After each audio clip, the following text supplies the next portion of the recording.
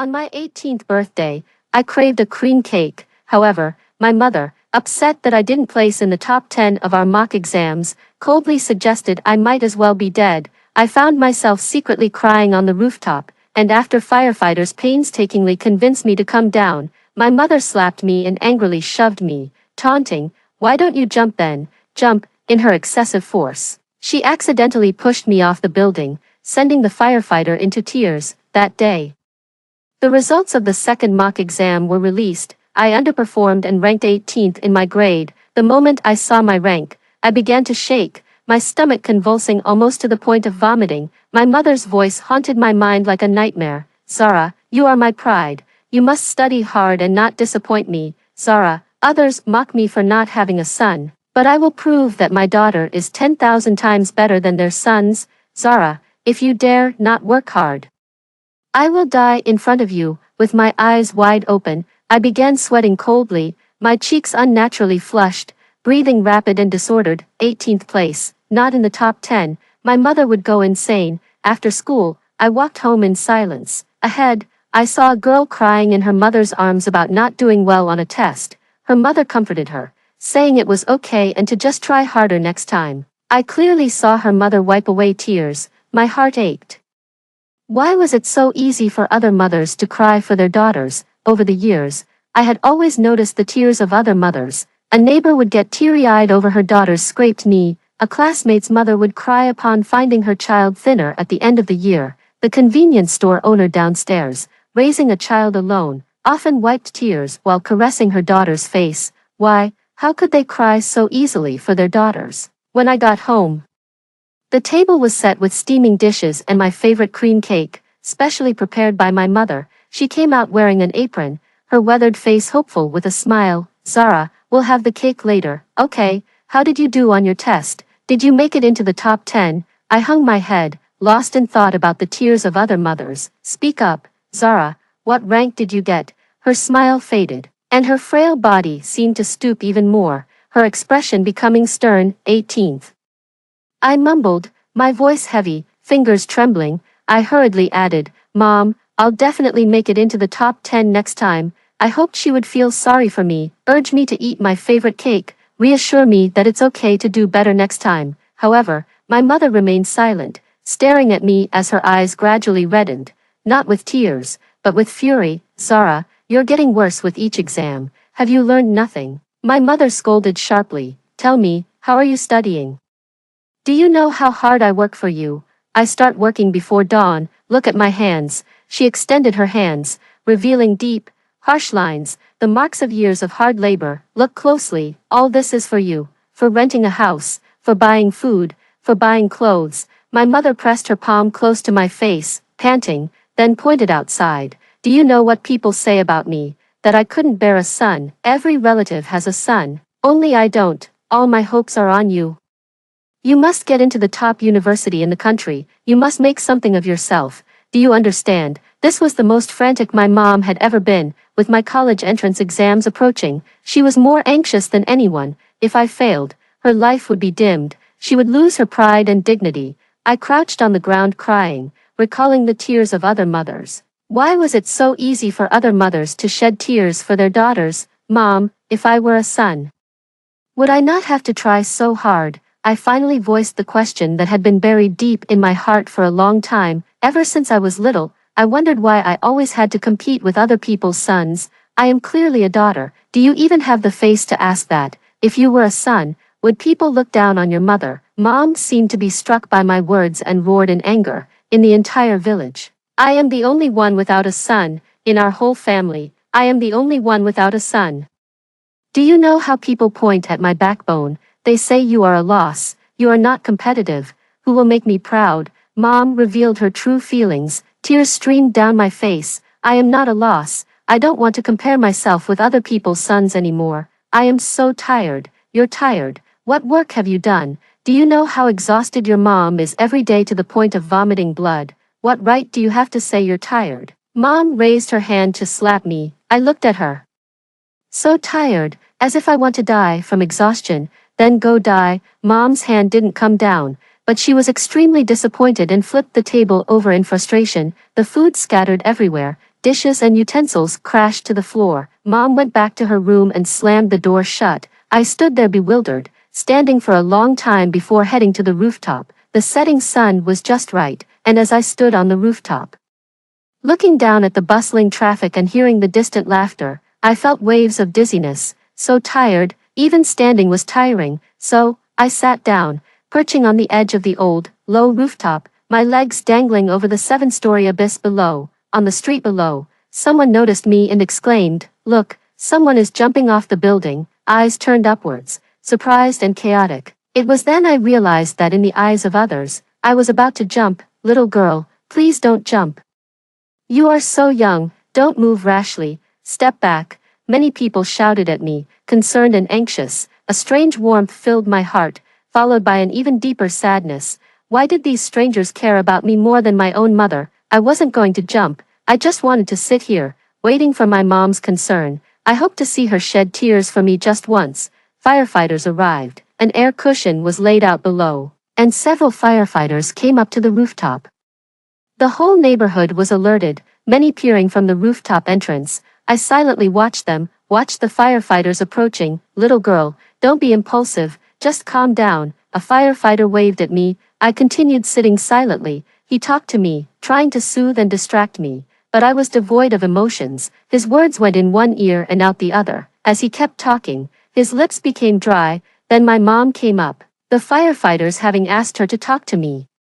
But she was shocked and angry, pointing at me in disbelief. "Zara, you want to jump? Are you insane?" "Ma'am, please calm down. We need to stabilize your daughter's emotions." The firefighter gestured to my mom to not be impulsive. My mom took a deep breath, her eyes reddening again. She extended her hands again, revealing the deep, harsh lines etched into her skin.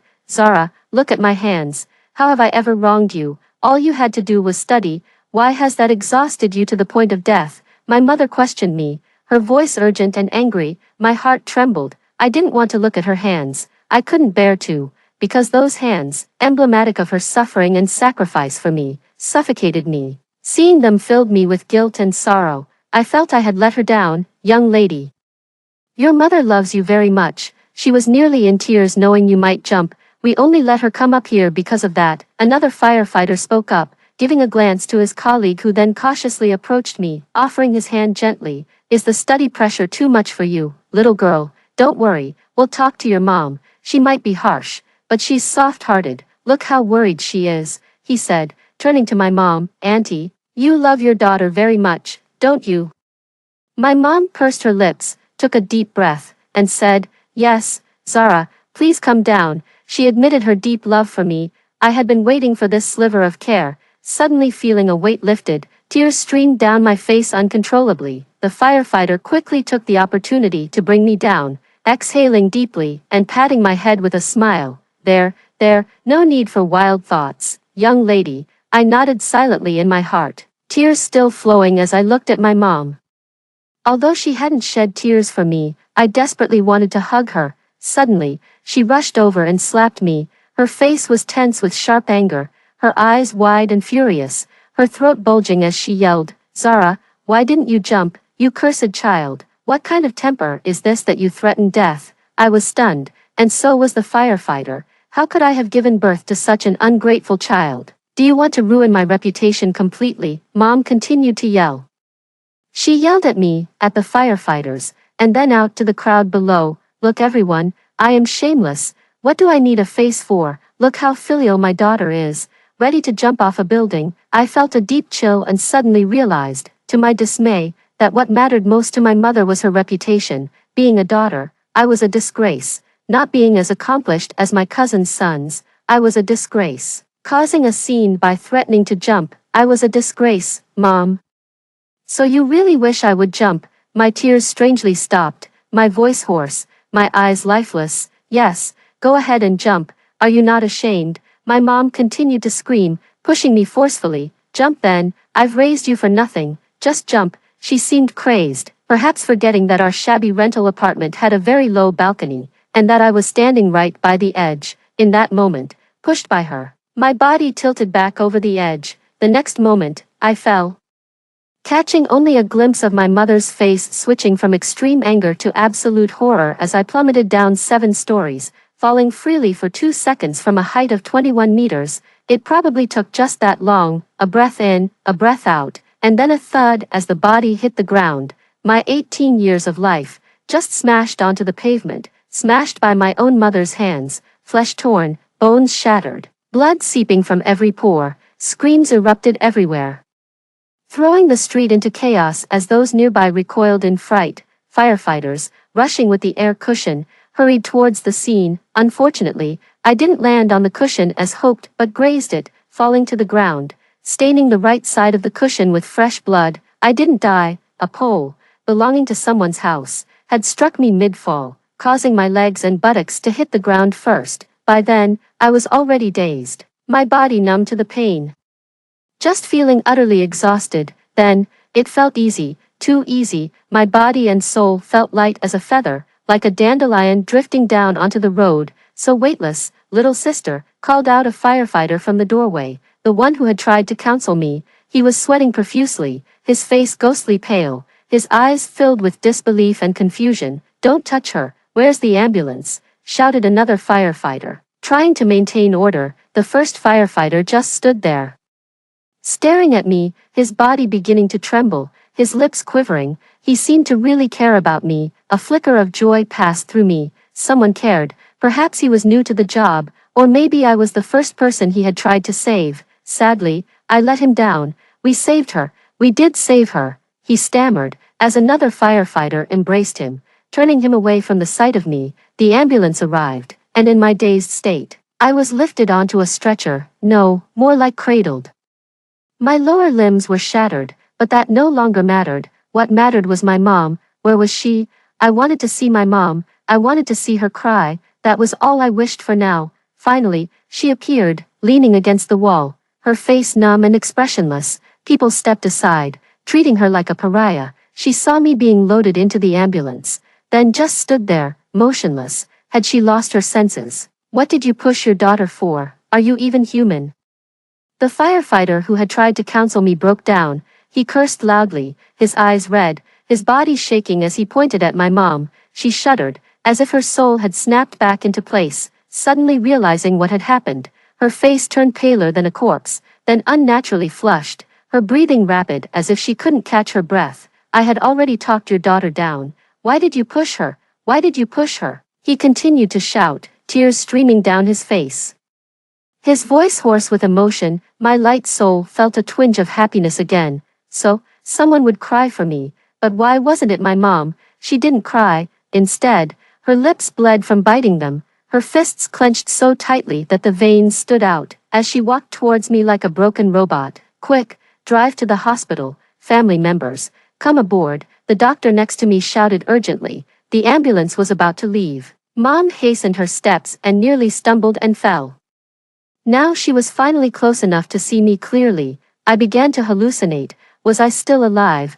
Were my eyes open? Was I looking at Mom, or was it my soul observing her? Mom was pushed onto the ambulance by the firefighters. She crouched stiffly beside me, staring fixedly. Her lips were tightly clenched, bleeding continuously, and her arms were tensely stretched as if they might snap. Yet, she did not cry. Why wasn't she crying? Everything began to blur, and I let out what seemed like my last breath in disappointment. It seemed I would never see Mom cry. "Zara, do you know how much I've sacrificed for you? Why must you upset me?" Mom's voice suddenly broke through, weary and hoarse. I could no longer see anything. Death was consuming me completely, my brain nearly shutting down. But Mom's words pierced my heart, followed by an endless, excruciating pain. The pain was so intense that I started to scream, followed by uncontrollable shaking. The doctors were all busy, monitoring my vital signs, trying their best to save my life. The ambulance raced through the streets. Only Mom was muttering, "Zara, have you been fair to me? Zara, why did you go to the rooftop?" I was so tired, exhausted to the point of suffocation.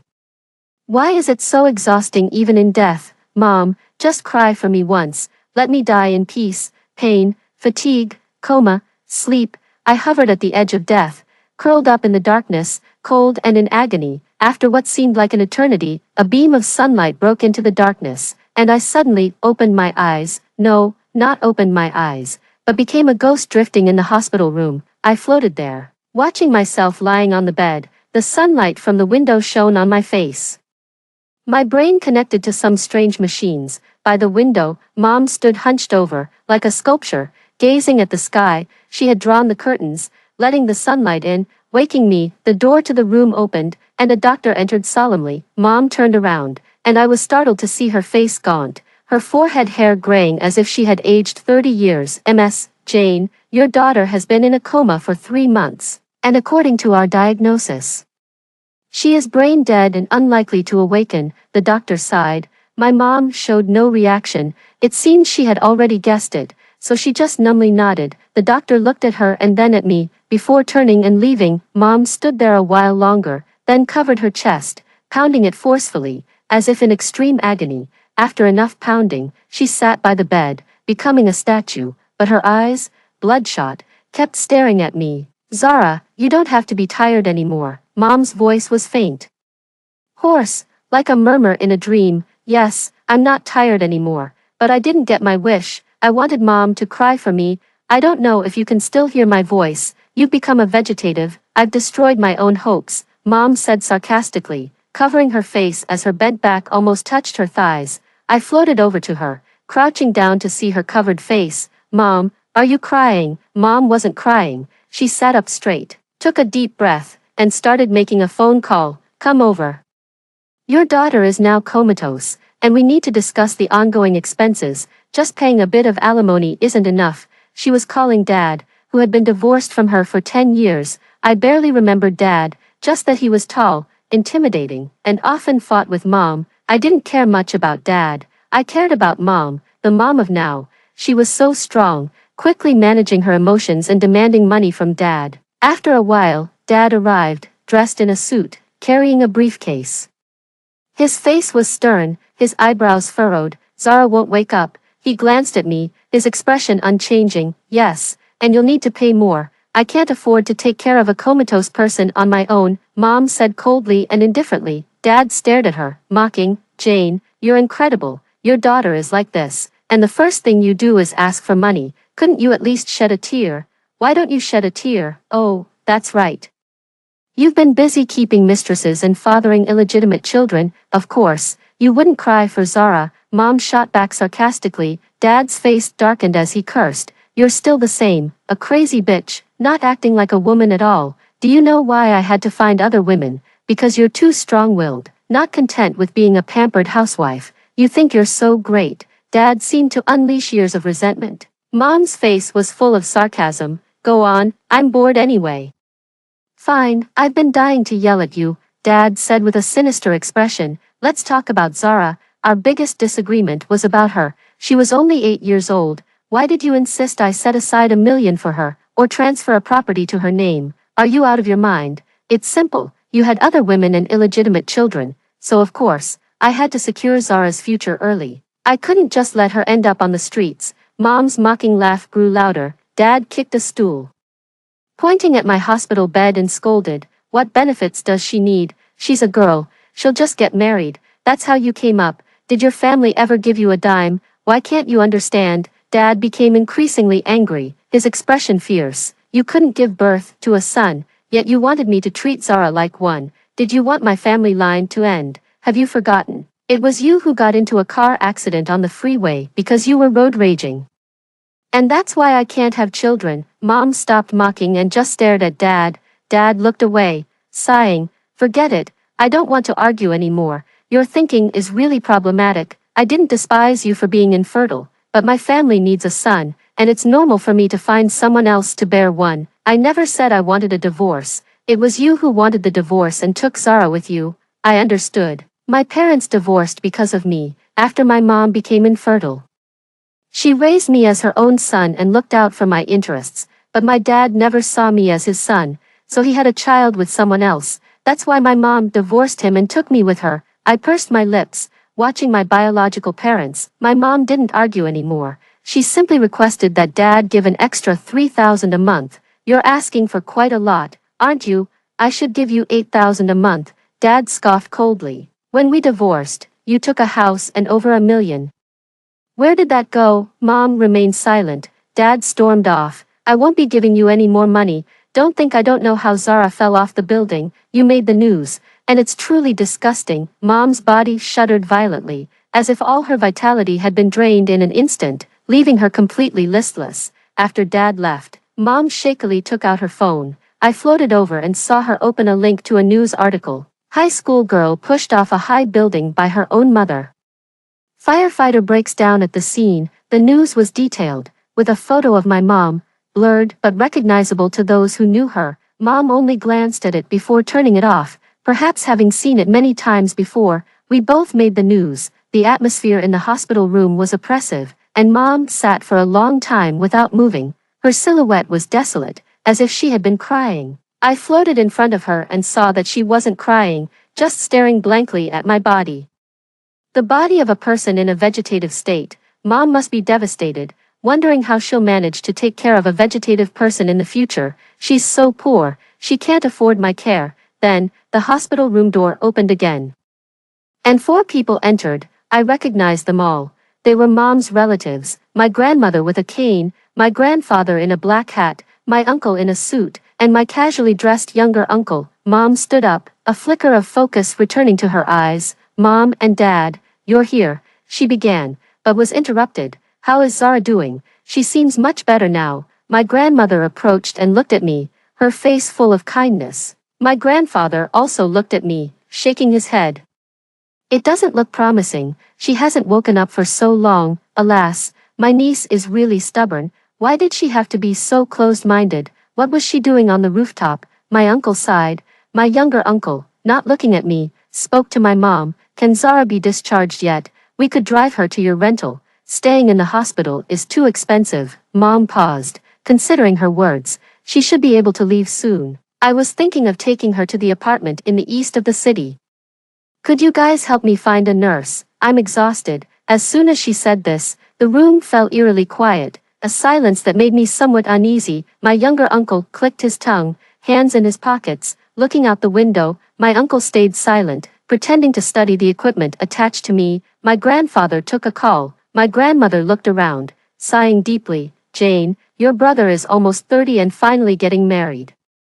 You can't let a vegetative person stay in that East City apartment. It should be for your brother's wedding. As for a nurse, well, they aren't cheap these days. Ask your husband for some money. He has the obligation. Grandma arranged everything properly. My mom sat down gently, bowed her head, and remained still for a long time. Grandpa finished his phone call and said, "Let's go. Jim is back from his holiday, right? I need to pick up my son." My eldest uncle laughed and was ready to leave. All 4 of them were about to leave. Suddenly, Mom lifted her head, smiling tragically. It seems I might as well jump off a building and end it all. But before I die, I will take back the house and the over $1 million I lent you. Mom's words clearly shocked everyone. They all stopped in their tracks. My eldest uncle looked furious. My 3rd uncle rolled up his sleeves. Grandpa looked displeased. And Grandma came back and demanded, "Jane, what did you say? What did you hear?" Mom retorted, "You want to take back the house and the money." Grandma frowned deeply. "Exactly, you didn't even hear me mention jumping off a building." Mom started laughing, her face ghastly pale and her eyes bloodshot, which was terrifying. The 4 exchanged looks, displaying a mix of embarrassment and dissatisfaction. "Big sis, what do you mean? I'm about to get married, and if you suddenly take back the house, my girlfriend might leave me." My 3rd uncle complained, pulling out a cigarette. "Zara is still sick. You shouldn't smoke." Mom stared at him. "What's the big deal? I smoked even when you were pregnant, and it didn't seem to affect anything." My 3rd uncle said dismissively, lighting the cigarette. "Put it out," Mom said, breathing heavily. "Damn, are you going crazy?" My 3rd uncle was visibly upset. "Put it out," Mom shouted, her cracked lips bursting open and bleeding. My 3rd uncle jumped back, startled. And Grandpa and Grandma hurriedly told him to put out the cigarette. He finally stubbed it out and stormed outside angrily. "Jane, we understand how you feel. After all, Zara," Grandma tried to comfort Mom, showing a compassionate face. Mom was expressionless, just pondering over the house and money. "Decide now when you will return the house and the money, or I will sue immediately," Mom said coldly. Grandma's compassionate face immediately turned grim. She stared at Mom in disbelief. Jane, how can you do this? We're family. Do you really need to take it this far? Jane, you are my daughter, and I must speak up. If you have the capacity to help your brothers, you should. Grandpa also spoke up. Mom laughed deeply, a laugh that seemed as eerie as an owl in the forest. Haven't I helped enough? From childhood, I always did the hard and tiring work while my brothers reaped the benefits. I got into college, but wasn't allowed to attend because the money was saved for my brothers.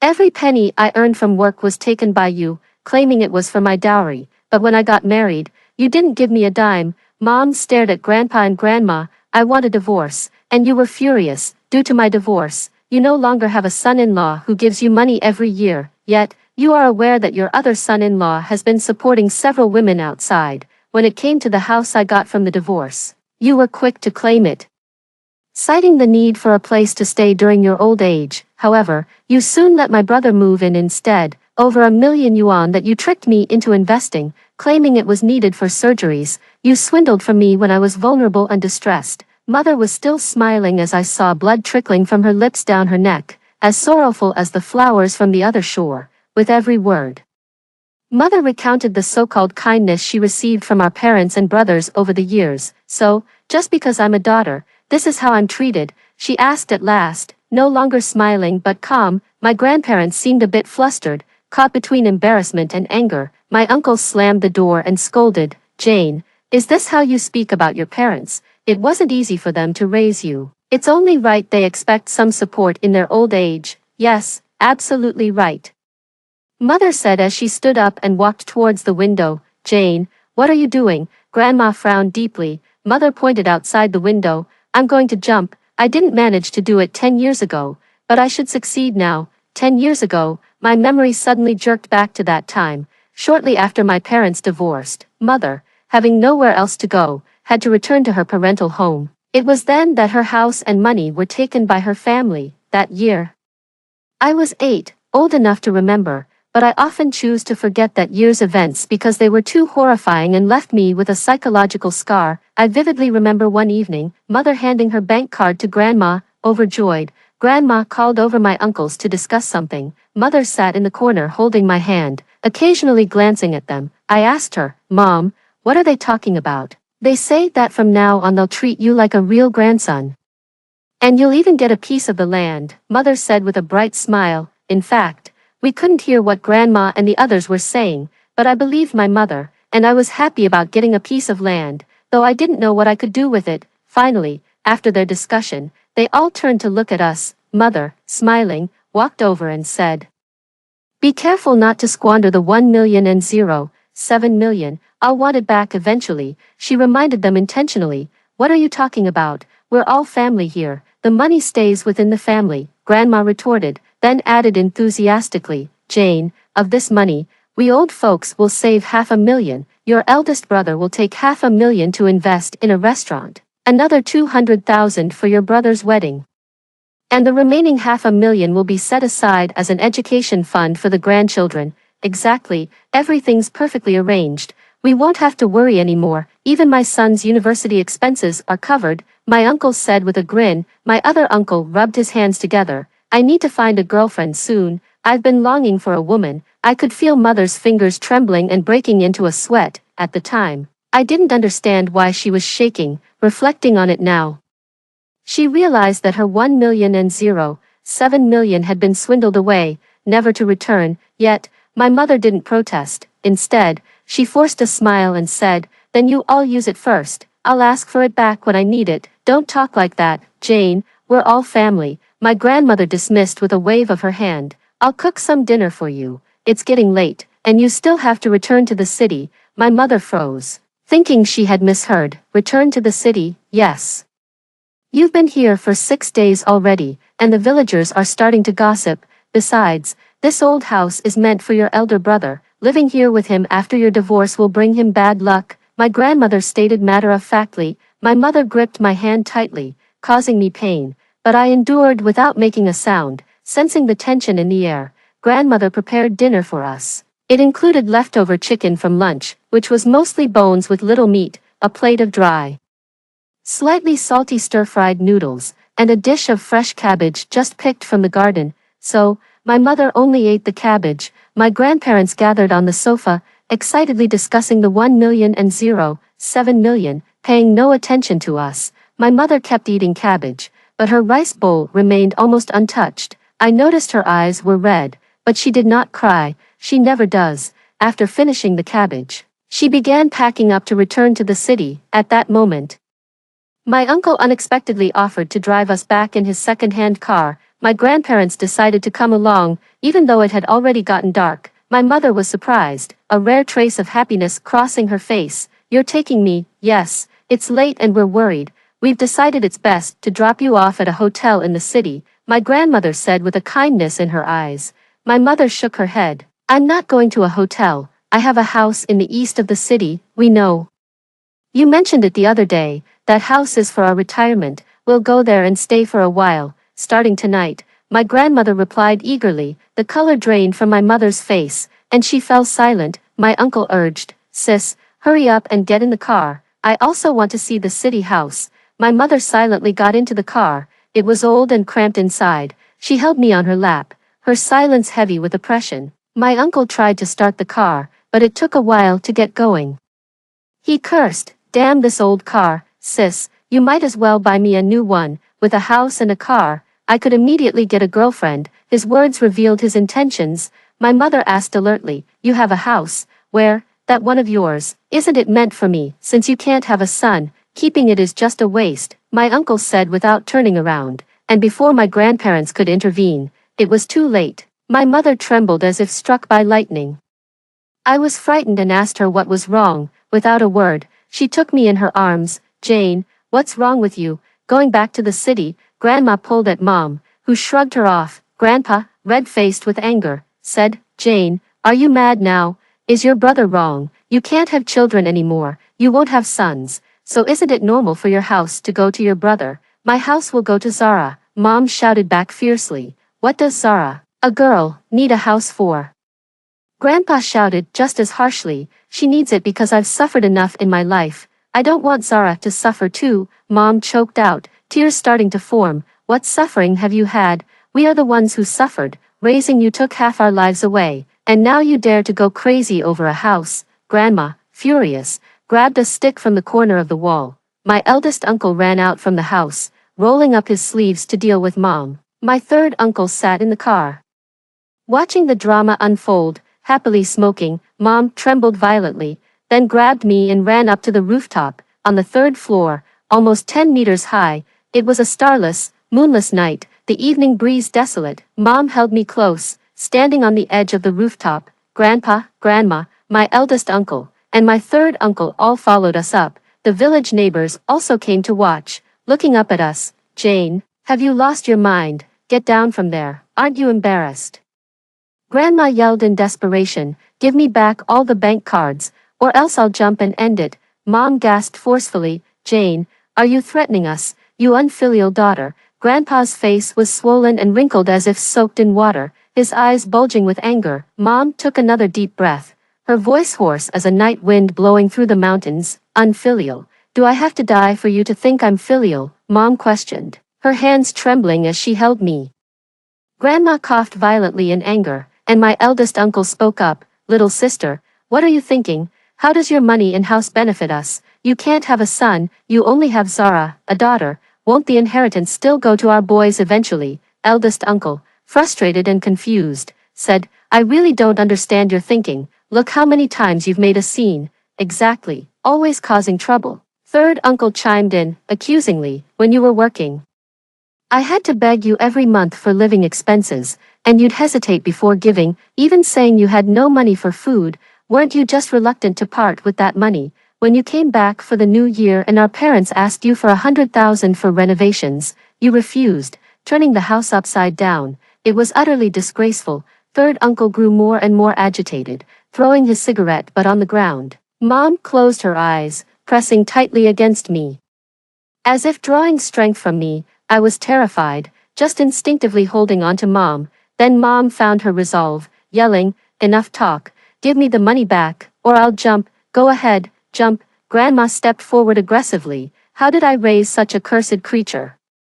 Better off dead. As Mom moved back slightly, Grandma didn't flinch. She walked to the side, deliberately calling loudly to the neighbors below, "Everyone, come look, I have no shame left. What face do I need? Look at how filial my daughter is." About to jump off a building, Grandma pushed close, not caring whether Mom would actually jump. She shouted loudly, ensuring the whole village watched Mom's ordeal. I was terrified and burst into tears. At that moment, I felt my mother's body suddenly stop as she was about to step out of the window. It seemed like she was going to jump, but my crying stopped her. Eventually, amidst the neighbors' murmurs and the bleak night wind, she stepped back. I was in her arms, like a drifting weed, while she sat on the ground, defeated, her face buried in my neck, motionless, neither crying nor making a sound. "That's right, be obedient," my grandfather said, satisfied.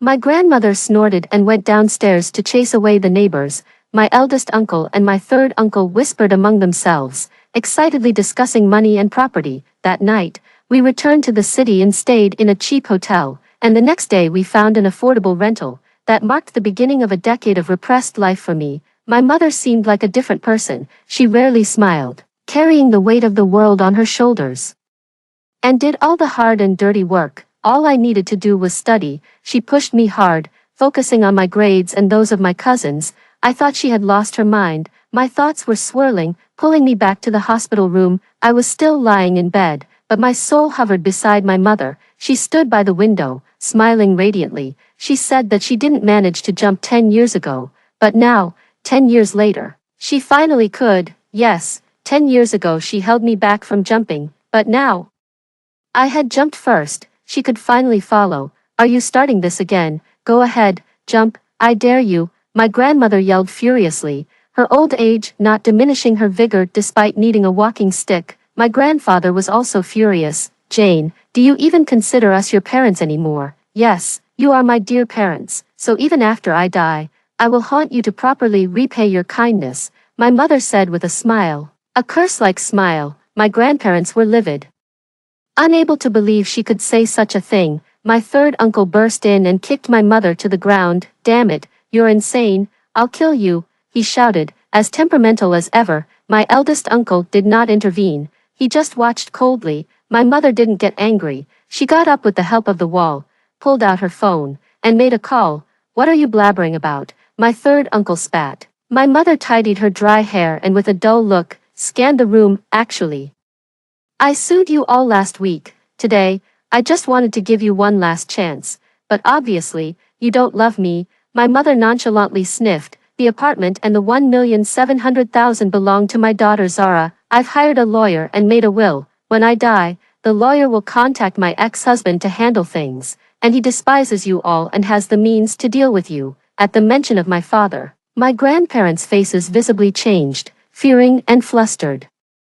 I heard from Mom that Dad really despised her family because they were insatiable, always demanding a lot of benefits every year, and they would even make trouble at his company if their demands weren't met. My uncle even hit Dad once, and he would have ended up in jail if it weren't for Mom pleading on his behalf. Now, my maternal grandparents have taken over Mom's property and money, all of which were meant for me. Even if Dad doesn't like me much, he wouldn't let my grandparents get away with this. "Jane, how ruthless you are. Do you still consider us family?" Grandma raised her walking stick to hit Mom. My uncle was also about to strike Mom. Fortunately, several doctors rushed over to intervene and asked them to leave, but they refused to go, constantly cursing and urging Mom to jump off the building. "Jane, you're strong. Forget about the property and money. Just die already. Jump now." Exactly, such a daughter might as well be dead.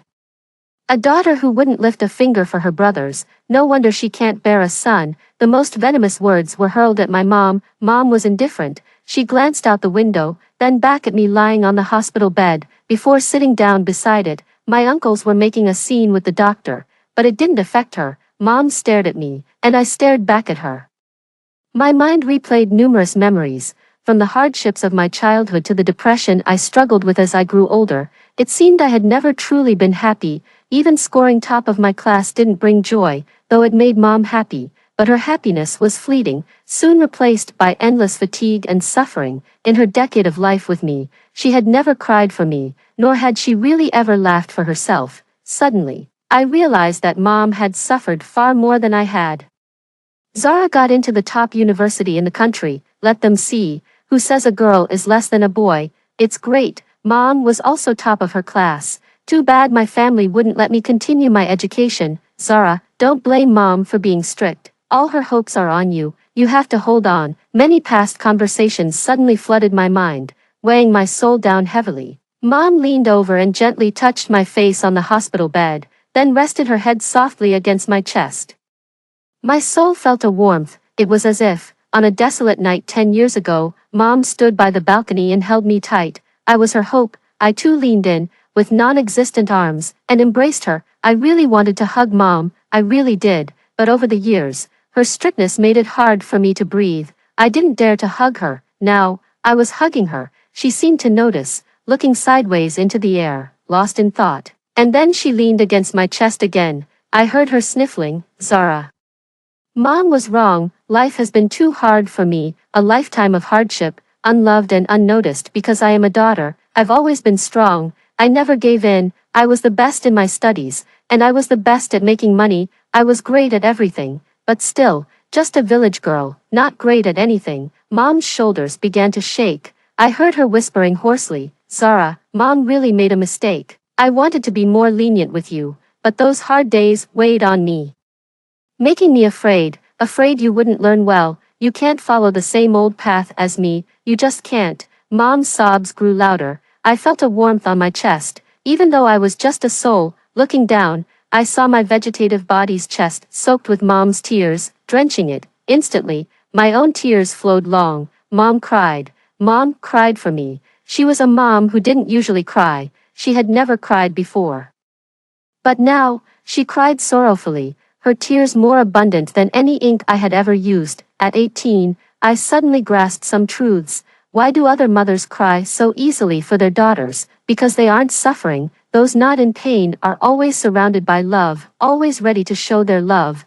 Why hadn't my mom cried for me? Because she had suffered too much. Life had dealt harshly with her. Her face bore the marks of hardship. Her hands were scarred, and her back was burdened with immense weight. Unloved, she found it hard to express love herself, wishing only that her daughter might one day experience it. Mom, don't cry. I can't stand to see you cry. I held her tight, but as just a spirit, I couldn't truly grasp her. My uncles were still causing a commotion, shoving the doctor and cursing loudly. In her final moments, my mom touched my face and looked toward the window. My grandmother suddenly yelled, "Go ahead and jump then.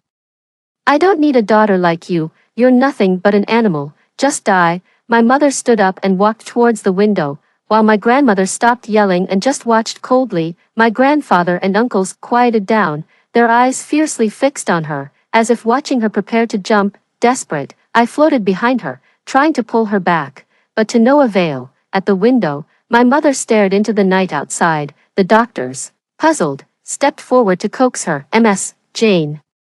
What's the matter?" "It's nothing, just getting some air," my mother replied with a smile, reassuring the doctors. "She claims she's going to jump." "Haha, the same old trick. She wouldn't dare," scoffed my grandmother. My mother ignored her and took out her phone. I watched as she composed a message to my father. "Honey, I was wrong. It's all my fault. I deserve to die for not bearing a son. In the next life, I will surely give you a son. Please take care of Zara in this life. She has suffered too much. Thank you." She edited the message several times, her fingers trembling. Such words were impossible for her to say aloud, yet she sent them anyway. I knew she was showing weakness to appease my father, hoping it might make him treat me better. The moment the message was sent, it seemed to drain her soul, destroying the pride she had held all her life. Her body weakened. She leaned on the window ledge, gasping for air, on the verge of collapse. Her body and spirit were utterly exhausted. "Mom," I called out. My grandmother mocked. "Your legs are giving out. Weren't you going to jump? Go on then." My mother didn't respond. She lay there, gathering her strength. To outsiders, she might appear utterly spent and frail, but I knew that once she had gathered enough strength, she would jump without hesitation, just like I did. A tremendous panic surged through me. my spirit trembling at the thought of losing my only family member.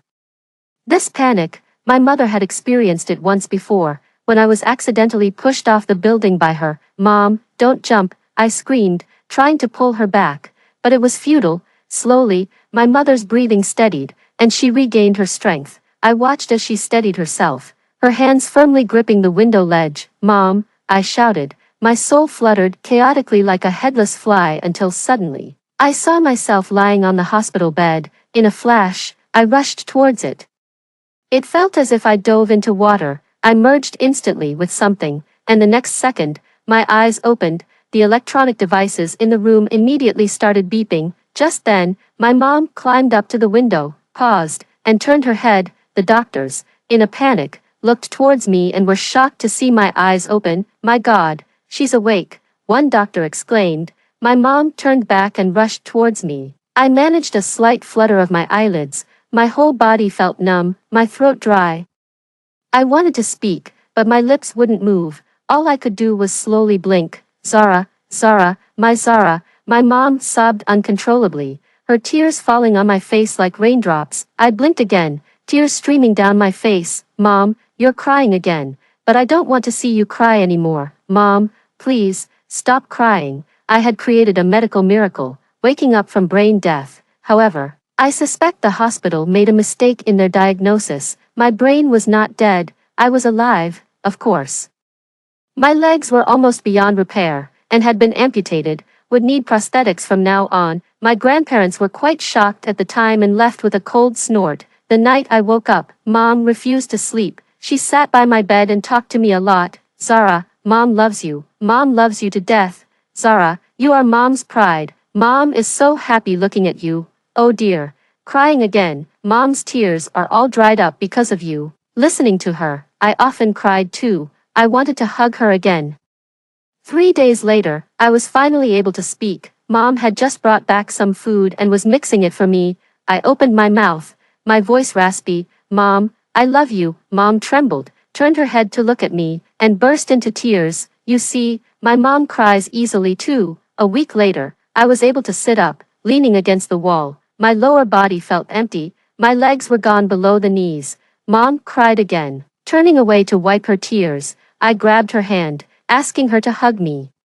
Mother and daughter embraced, crying and laughing together. When we separated, we realized Dad had been there at the doorway the whole time, watching us with a complex expression. Mom lowered her head to wipe her tears, her face setting determinedly. I looked away, not wanting to see Dad. He stood silently for a while, then forced a smile. "It's good you're awake. By the way, Jane, I've managed to get your house back. And about the 1,007 million.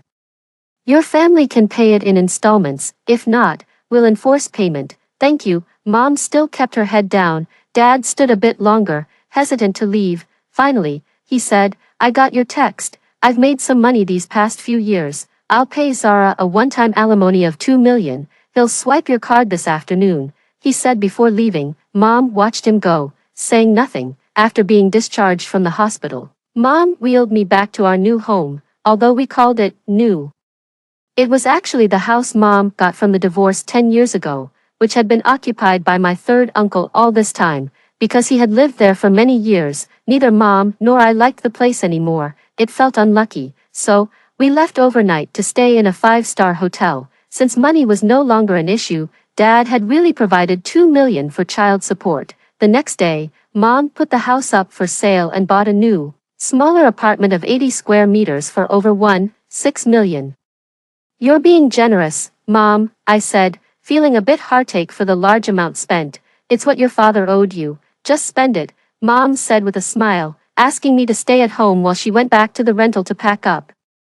I didn't want to stay alone, I wanted to be with her. "I'm coming to the rental too," I whined. She patted my head and off we went. When we opened the door of the rental, a foul smell hit us. It was from the dishes Mom had knocked over and left uncleaned on the floor, now rotten. We both paused in shock, then tears uncontrollably started streaming down her face. She turned away to hide her tears. I held her hand tightly. "Let's go in." Mom cleaned up the place a bit. Then we started moving things. We were poor, with not many valuables. Perhaps my books were the most valuable. but Mom insisted on leaving the textbooks and exercise books for the landlord, perhaps to let them find someone to recycle them. I didn't even take a pen with me. Mom, I still want to study, I said with a smile. She shook her head firmly. No more studying, just be happy and safe. No, I will retake the exams next year. I want to go to university, I said. Clenching my fist determinedly, Mom stared at me blankly, on the verge of tears again. Oh, how frustrating. Our new life began. By the next spring, my physical condition had mostly recovered, and Mom took me to get prosthetic legs. I now had 2 prosthetic legs. They weren't very convenient to use, but I got used to them and was quite satisfied. Mom watched me walk clumsily, wiping her tears quietly, then smiling again. She now had a great job, earning $12,000 a month as an assistant manager at some company.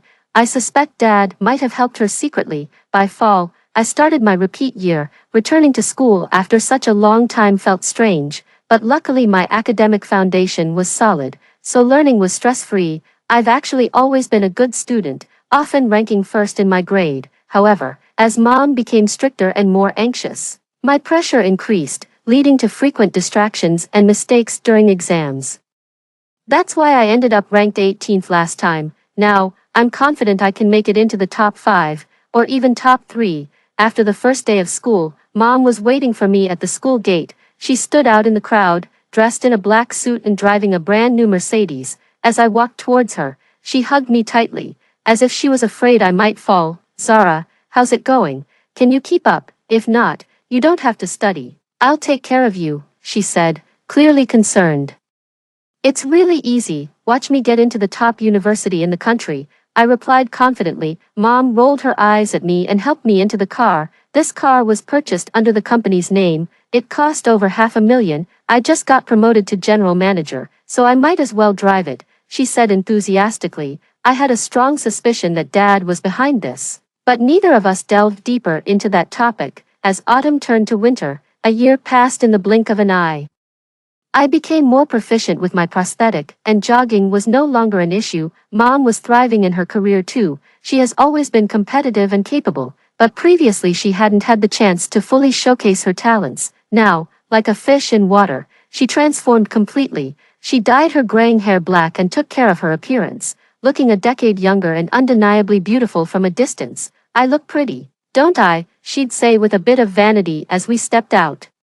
Beautiful, I would reply, giving her a thumbs up. After all, she had been quite a catch in her younger days, which is why my dad, a local, had fallen for her. Then let's go, she said, as she drove me to the examination center. Today was the day of my college entrance exams, which I had been eagerly awaiting. After completing the last subject, I met Mom at the entrance. She didn't ask anything. Instead, she snapped her fingers. My princess, let's go eat steak.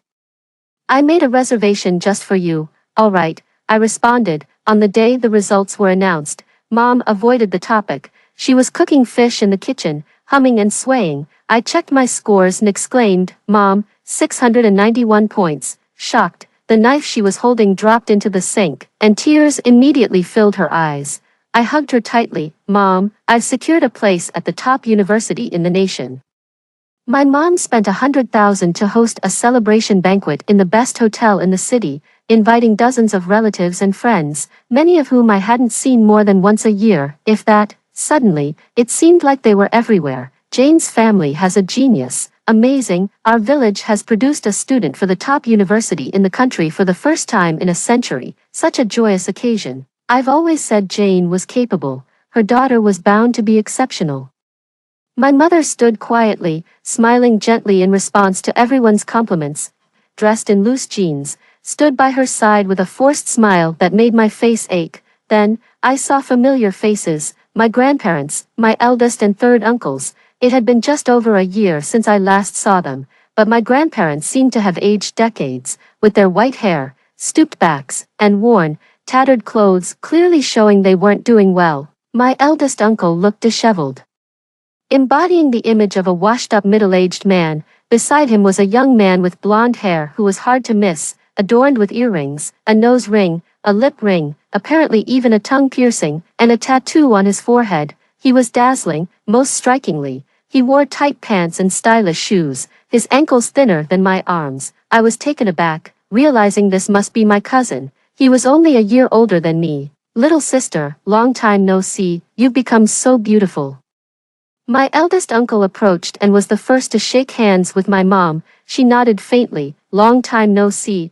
There was an awkward moment before he turned and pointed to the blonde young man. Little sister, this is Jim, remember him? Do I? Shouldn't he be in college? Is college so liberal nowadays? My mom scrutinized Jim. The situation became more awkward for my uncle, and he immediately started scolding Jim. He's not in any decent college. He lied about getting into a second-tier university. We even threw a party in the village to celebrate. The bastard said he went to study in Guangzhou but ended up just fooling around and borrowed hundreds of thousands in high-interest loans, ruining our family. My uncle's anger grew, and he slapped Jim across the face. Look at you, do you even resemble a human? Why can't you be more like Zara, who got into the top university in the country? Jim, stunned by the sudden slap, retaliated with a punch that knocked my uncle to the ground, convulsing. Fuck you, he shouted. The crowd erupted into chaos. My mother frowned, called security, and had Jim take my uncle to the hospital. My grandparents lamented tearfully, a son hitting his father, such unfilial behavior. My third uncle also complained, Jim has been nothing but trouble. You know, I was about to get married, then Jim's creditors showed up and threw filth. My fiancé got it all over her and broke up with me right then. Yeah, and your brother is still unmarried. If you know someone suitable, hurry up and introduce her. My grandmother wheezed to my mother. My grandfather added, we heard you've made good money. If you have any to spare, please help us. Our lives are miserable. That's enough. My mom interjected sharply. My grandfather, choking up, his face turning the color of liver from anger. My grandmother was also furious, trembling and collapsing to the ground. My third uncle rushed to support her and started to shout, someone come, this unfilial daughter. He was cut off as he was kicked aside by a group of elegantly dressed guests led by my father. Today is my daughter's celebration for her academic achievement. Who dares to cause trouble? My father declared authoritatively, his presence alone silencing my third uncle, who knew him well. In the end, they had no choice but to leave with their tails between their legs. My mother remained composed throughout. My dad seemed a bit uneasy, but with a crowd of wealthy people trailing behind him, he put on a show. This is my ex-wife Jane, and this is my daughter Zara. He introduced us with enthusiasm. My daughter Zara scored 691 points and was admitted directly to the top university in the country. Mr. Bob has done a fine job. Congratulations to Mr. Bob. Well done, Mr. Bob. The crowd flattered him. My dad was floating on air, stealing glances at my mom, probably thinking she looked beautiful that day. My mom smiled. Please come in, Mr. Bob. Sure thing, my dad replied, beaming, and came over to grab my hand. I instinctively pulled away, but being the clever man he is, he quickly squatted down to hug me. Zara has grown up, amazing. A top scholar from the #1 university in the country. The celebration for my academic success was filled with joy. Friends and relatives stayed until they were thoroughly inebriated. After a few rounds of drinks, I noticed that both my parents had disappeared. I looked around and heard voices near the restroom. Approaching, I saw my dad, his face flushed with drunkenness, grasping my mom's shoulders, babbling, Jane, I was wrong, terribly wrong. You are a strong woman. It's normal to be assertive, and I shouldn't have kept you confined at home. It's also my fault you can't have more children, and yet I resented you for it. I deserve to die. My dad was emotional, then he sighed deeply. Do you remember the text you sent me? You admitted your mistakes, promising to bear me a son in another life. I know you said it for Zara's sake, but it still moved me. All my mistresses use their illegitimate children to gain benefits. All their love has gone sour. I've had enough. My dad was close to passing out. You sent me that text, and I rushed to the hospital. Seeing you and Zara crying together, it really broke my heart. What's a man living for, if not for the love of his wife and children? Only you two have that love. He tried to embrace my mom. She dodged, leaving my dad to hug the air, momentarily sobering him up. Then he slapped his face, pulling out a card from his pocket. I didn't mean anything by what I said earlier. I know we can't go back, and I don't expect anything. Just take care of Zara. I hope she can be happy in the future. He handed the card to my mom, saying it contained 5 million, a reward for me. I leaned against the wall, watching my dad leave. Mom took the card, washed her face, and came out calm and collected. I went over and took her hand. She smiled at me, eavesdropping on your dad's madness. Not at all, just happened to be there, naughty. After the celebration, my mom decided to move with me to Beijing. I think she wanted to get away from my dad. Unwilling to turn back, she had saved quite a bit of money, and with the 5 million from my dad plus selling the house, it was enough for us to live in Beijing. Of course, we would rent first, and once my studies were completed and we settled in Beijing, we'd buy a new house. Once in Beijing, we lived a modest life, staying in an apartment, commuting by subway, and not spending lavishly. We saved the money first. After Mom found a job, we settled down officially. Meanwhile, she told me something. My uncle had become paraplegic.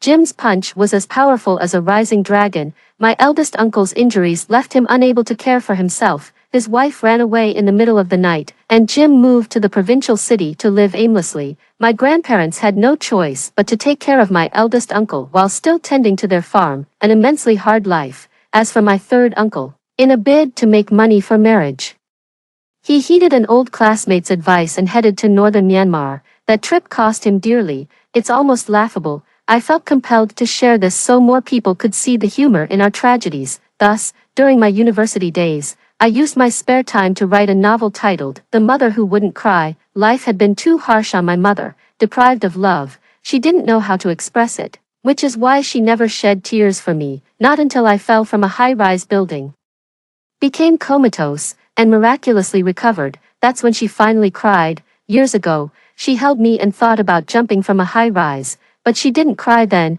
Many years later, she wanted to jump again when saying goodbye to me in the hospital. She didn't cry then either. It was only after I woke up that she always cried.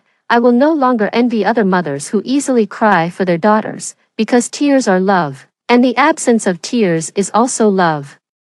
My mother's very existence is a form of love. After hearing the story above, what are your thoughts? Feel free to share your opinions in the comments section. If you liked our video, please give it a thumbs up, subscribe, and share our channel. See you next time.